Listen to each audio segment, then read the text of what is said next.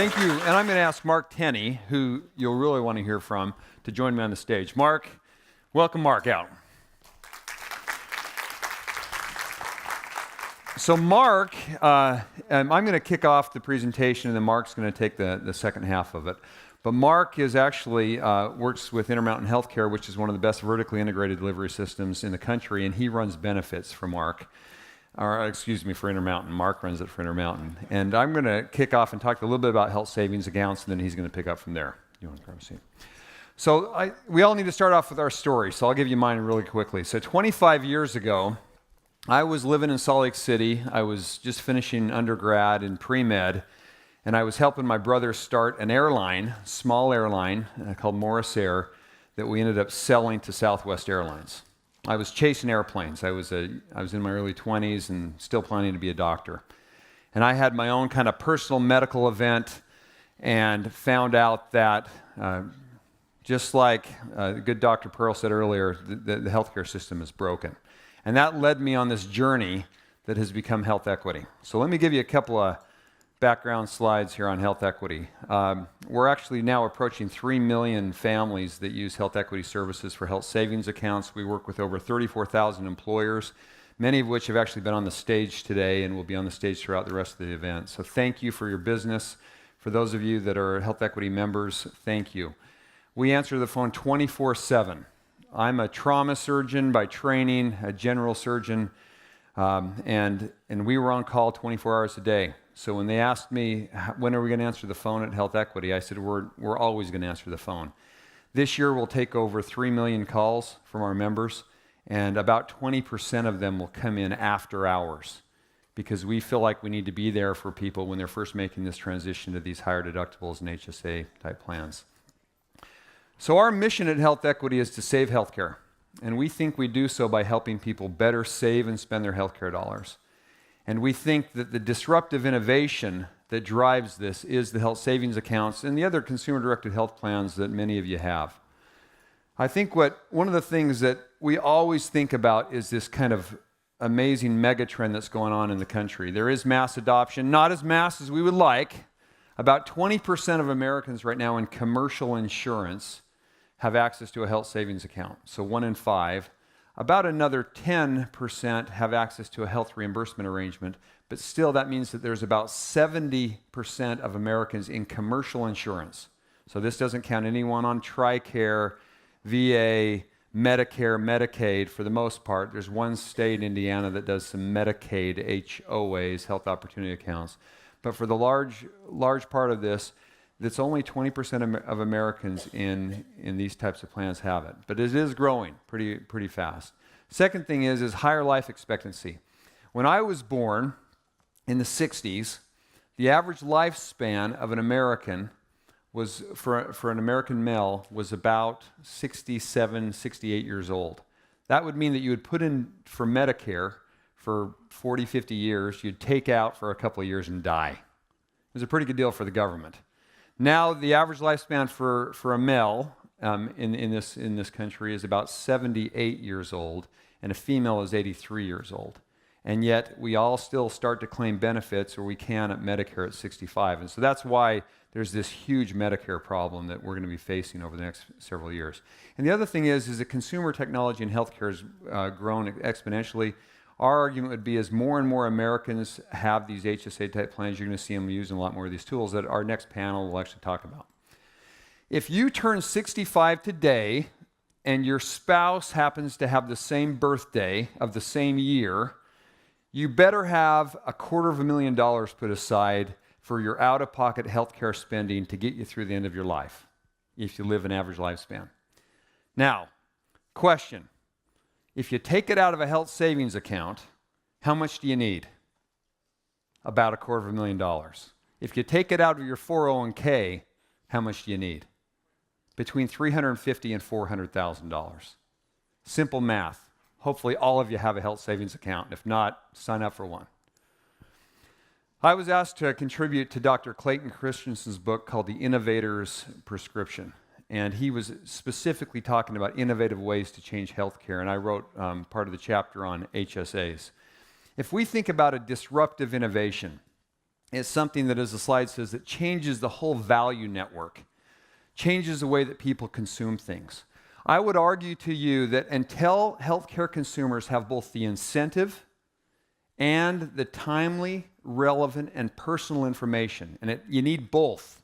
You need incentive and timely, personal, and relevant information, that consumers in healthcare cannot behave the way consumers do in all of the other markets that we think about, right?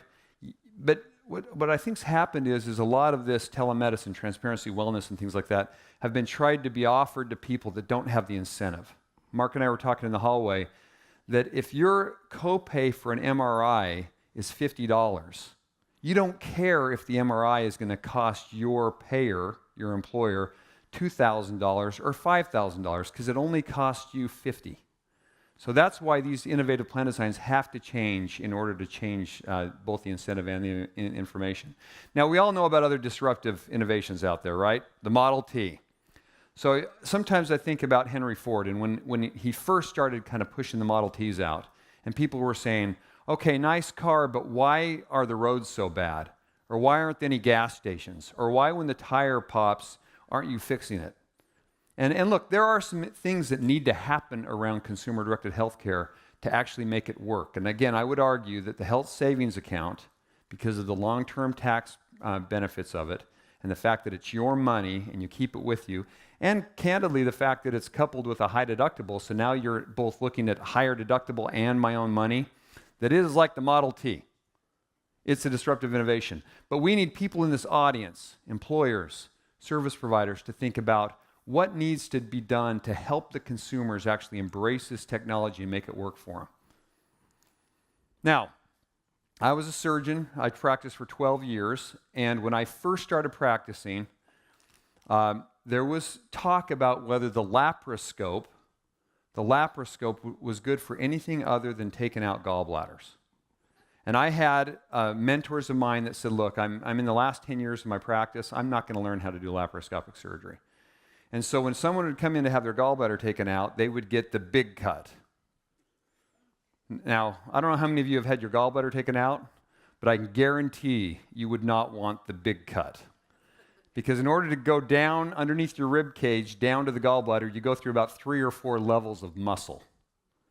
And so there were doctors that made a conscious decision to make themselves non-relevant because they didn't want to take the time to learn how to put a scope into somebody through 3 tiny incisions and take out someone's gallbladder.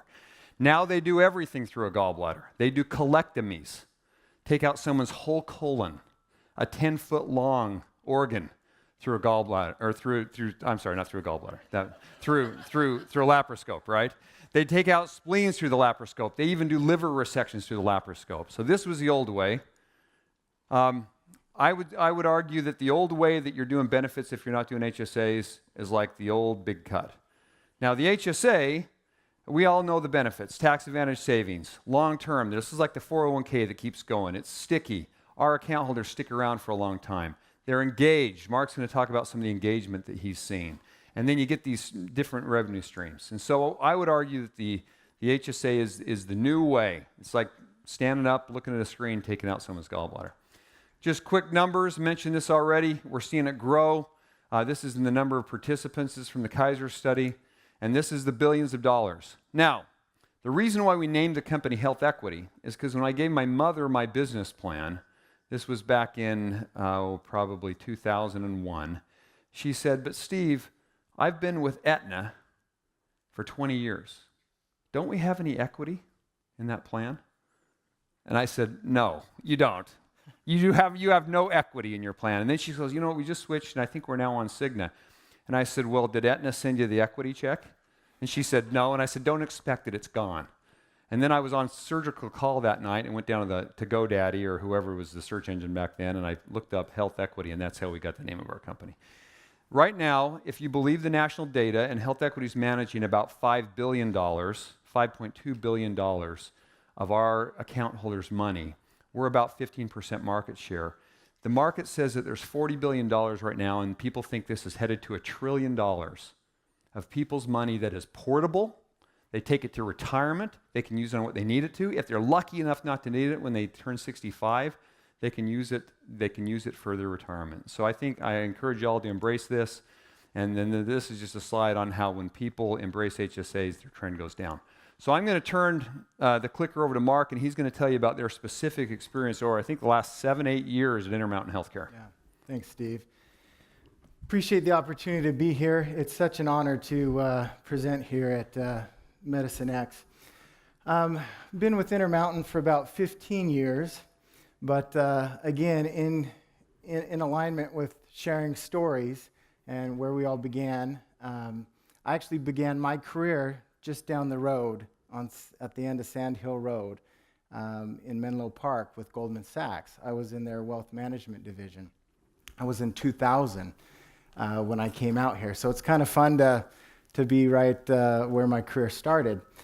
And I want to share a little bit about what I saw, because I got there in 2000, and the last 3, 4, 5 years is when a lot of disruption was going on in the world of wealth management. Most of the wealth that was created by those in the industry and those managing money was transactionally based. And it wasn't until the E-Trades and the Scottrades and the Ameritrades came along that they really started disrupting that model. And that whole industry was in flux in 2000 when I came in, and was moving to more of a managed by assets under management and a fee-based model rather than transactional. And I'd love to make that analogy to what we were seeing in healthcare. We at Intermountain Healthcare, about 40,000 employees, 1,500 physicians, 185 clinics, 22 hospitals, mostly in the state of Utah, a little bit in southern Idaho, and a health plan. But anyway, I'll just tell you a little bit about our journey. Back in 2006, we introduced consumer-driven health plans and HSAs.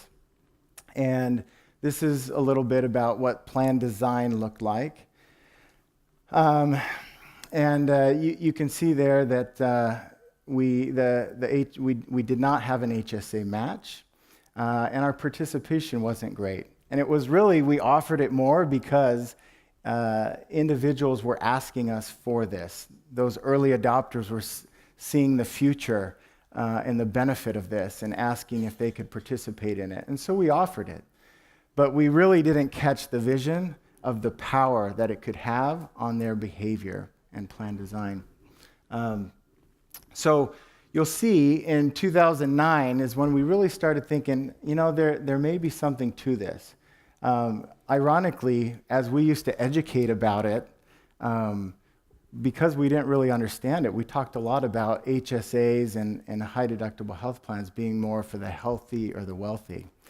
But it wasn't until we started seeing interest from others and realizing there was great benefits to be had.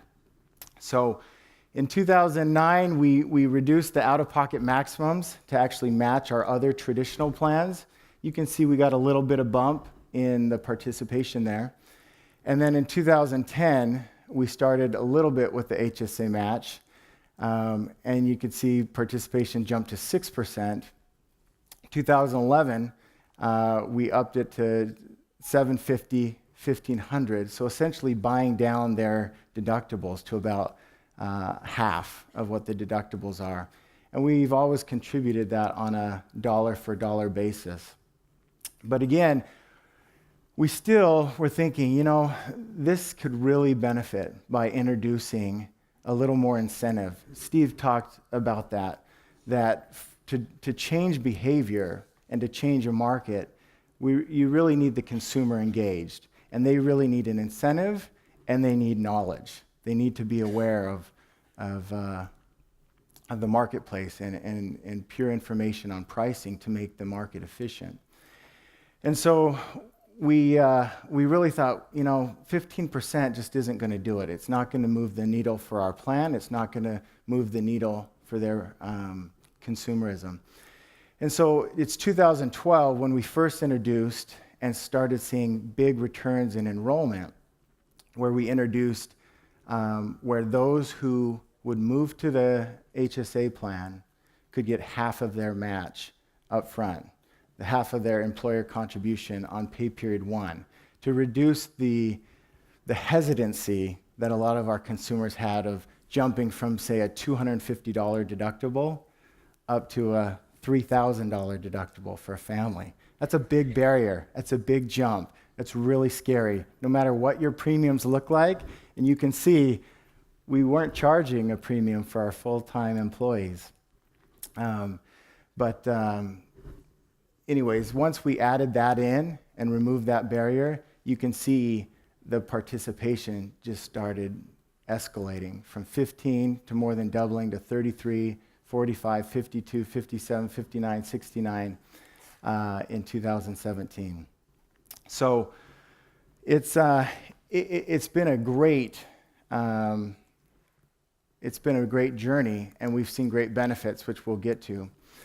But again, we're still concerned about the employee's ability to afford their health care, right? We're still on the employer side. We're not just providers of health care. We want to make sure that they can access the care they need and that they're not avoiding care that could later cause problems down the road. But you'll see here the assets under management in our HSAs have grown dramatically to well over $50 million now. We track this pretty closely, the number of HSA accounts. We also look at who's saving and how much they're saving and what they're doing with that savings. And part of that is, it's not just the benefits of an HSA as a disruptor and a game changer. It's not just how it introduces an incentive for them to consume healthcare in better ways and more efficient ways, and to really start partnering with their providers and saying, hey, is this the most efficient care? Is this the medicine I should be on? It's really about engaging them in that conversation. Because as Steve mentioned, most employees you ask, if not all, will tell you they don't really care. If they're blind to it, there's no incentive. It doesn't matter if my MRI is $2,000 or $5,000. If I only want to know what I need to pay. HSAs is a great start into there, but it's still not the full transparency, that perfect information that makes markets efficient. I wanted to, okay, so just a number of slides again that we track. The other thing I was wanting to get to is the great thing about HSAs, and Steve shared that slide about the two people on the park bench about retirement. We've also seen growth as we've started to integrate HSAs into our retirement education. As we go out and talk about 401ks now, we also talk about HSAs, and we talk about, hey, you're not just going to be going on vacations in retirement. You're going to have other expenses, much of which will be healthcare. How do you plan to save for that? Are you thinking that you'll pay for that through your 401k? Well, guess what? There's a better vehicle to do that. I want to hit on one thing Sally referenced in her presentation as well, and that is along the lines of communication, right? There's all kinds of different methods and means of communicating and innovative ways to reach people. But what I will tell you is, no matter how innovative you are in your communications, I think the best comes when you get real buy-in and ownership from those who are participating, and they start selling their colleagues on it and helping them see the benefits of it. And I'll tell you, as much as I want to take credit for being in a situation where we've got 70% enrolled in HSAs and high deductible health plans, I give most of the credit to our colleagues that have been in since the 2009s, the 11s, and the 13s, because as we have webinars or seminars or benefit fairs, we have colleagues coming down, bringing groups of their coworkers and saying, hey, come talk to these HealthEquity folks at the benefit fair. They'll tell you about the benefits. They'll tell you about, this is better tax deferred than 401k because of, the FICA issues that, are you're not just state and fed tax-free, but you're FICA tax-free on your HSA contributions as well.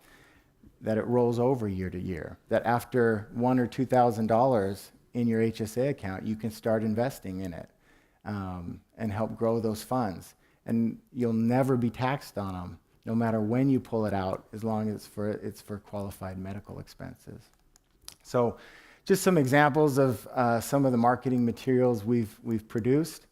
But the slide I really want to focus on is our last slide here. And this really graphs out how we look at our medical plan. Every year, we don't just look at the average trend, but we look at each trend component, the cost that we're seeing from our providers, ourselves really, the utilization of our caregivers and their families, and then mix and large claims. And what we're really, really proud of is that highlighted section of utilization that shows the year-over-year trend of our caregivers in utilizing their healthcare expenses. And we attribute much of this trend in our utilization to the fact that we have very engaged consumers.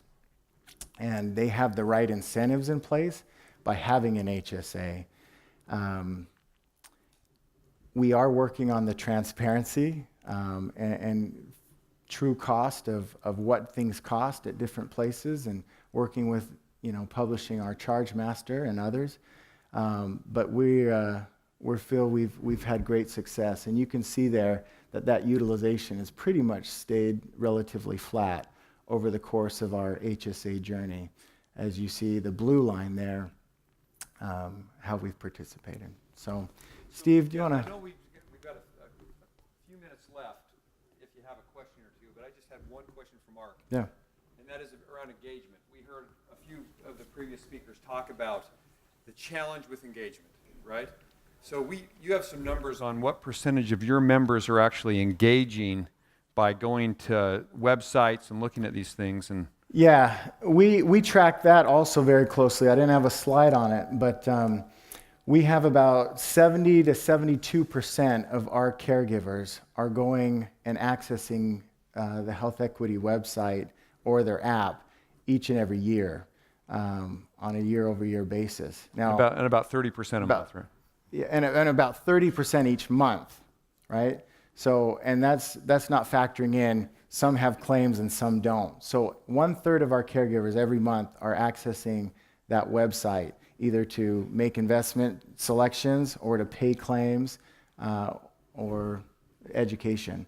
The other thing that's great is when you partner with the right people. We have a big push right now on telemedicine, and our solution is Connect Care. And so as as HealthEquity has learned how important that is to us, not only are we able to educate and push that on the employer side, we have our health plan doing it, but HealthEquity on their website and on their app is informing our employees about that benefit and saying, hey, here you had a primary care visit here. Did you know you could actually go and access this for the $10 that we require for that? So again, it's all about driving that engagement and that consumerism, because there's only so much as providers and health plans can do, but it's ultimately comes down to the consumer, because where those dollars go and how they access care is going to drive this kind of result. So just a quick question or two? I know we're almost out of time. Yes, sir. Yeah, the term that you use that I recognize and react to is qualified benefits.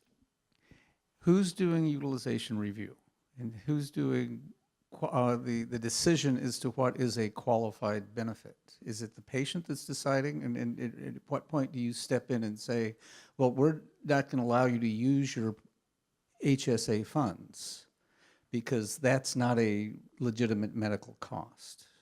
How do you make that decision? Let me comment real quick. So the HSA is different than like the FSA in that it's between God, the taxpayer, and the IRS. I mean, that's what they say, okay? So there are benefits that roll up under their plan design, right? So there may be some things they cover, some things they don't, and that's all pretty well identified in the plan. But if it's a consumer's deciding whether acupuncture is qualified or not, they'll typically engage with HealthEquity and say, is acupuncture qualified? And then we've actually written a book called the Complete HSA Guidebook, and we have resources around that. But the good thing is most things that are under Section 213D are qualified. And how do you determine, so you're going by this section, well, I'm not familiar. It's Section 213D of the code. It's basically anything that you can use an FSA dollar on or something like that is qualified under an HSA. I'm still not clear on how that's created, and how is the HSA, who makes the decision as to what is qualified? Well, the IRS has already published all this information about what things are qualified. For example, cosmetic surgery is not, but reconstructive surgery is. And of course, then it comes to the next step. How do they make the decision? Who's making the decision? I think Great question. yeah, you'd have to go to Pennsylvania Avenue to figure that out. It's right next to the White House, which I'm not sure they know what's going on the other side of the White House. Well, let me wrap this up. We're out of time. Just one quick thought.